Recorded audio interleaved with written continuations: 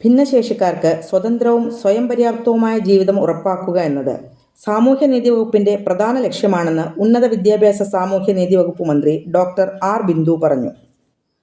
ഭിന്നശേഷിക്കാർക്കും autism ബാധിച്ച കുട്ടികളുടെ രക്ഷിതാക്കൾക്കും തൊഴിൽ ലഭ്യമാക്കാൻ ലക്ഷ്യമിടുന്ന ഏബിൾ പോയിന്റ് പദ്ധതിയുടെ സംസ്ഥാനതല ഉദ്ഘാടനം നിർവഹിച്ചു സംസാരിക്കുകയായിരുന്നു മന്ത്രി. കാക്കനാട് ഗാന്ധി പാർക്കിന് സമീപമാണ് ആദ്യ able point തുറന്നിരിക്കുന്നത്.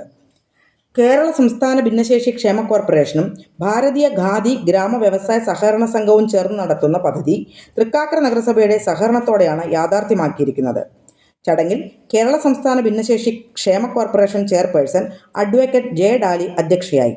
Thrikkakara municipal councillor Sansha Miju, ഭിന്നശേഷി ക്ഷേമ കോർപ്പറേഷൻ റീജിയണൽ ഓഫീസർ രാജാംബിക, ഭാരതീയ ഖാദി ഗ്രാമ വ്യവസായ സഹകരണ സംഘം president K Kesavadas, able point volunteer Adithyan തുടങ്ങിയവർ ചടങ്ങിൽ പങ്കെടുത്തു.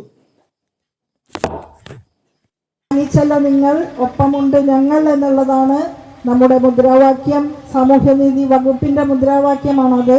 തനിച്ചല്ല നിങ്ങൾ, ഒപ്പമുണ്ട് ഞങ്ങൾ.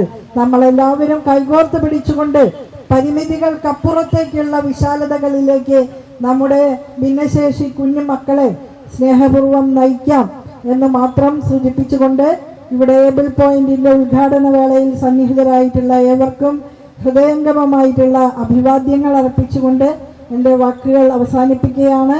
ഇതിന് പിന്നിൽ പ്രവർത്തിച്ച ഏവർക്കും, നമ്മുടെ കേശവൻ ഉൾപ്പെടെയുള്ള എല്ലാ ഇതുമായി സഹകരിച്ച എല്ലാവർക്കും ഹൃദയത്തിൻ്റെ ഭാഷയിൽ അഭിവാദ്യങ്ങളും ആശംസകളും നേർന്നുകൊണ്ട് ഞാൻ എൻ്റെ വാക്കുകൾ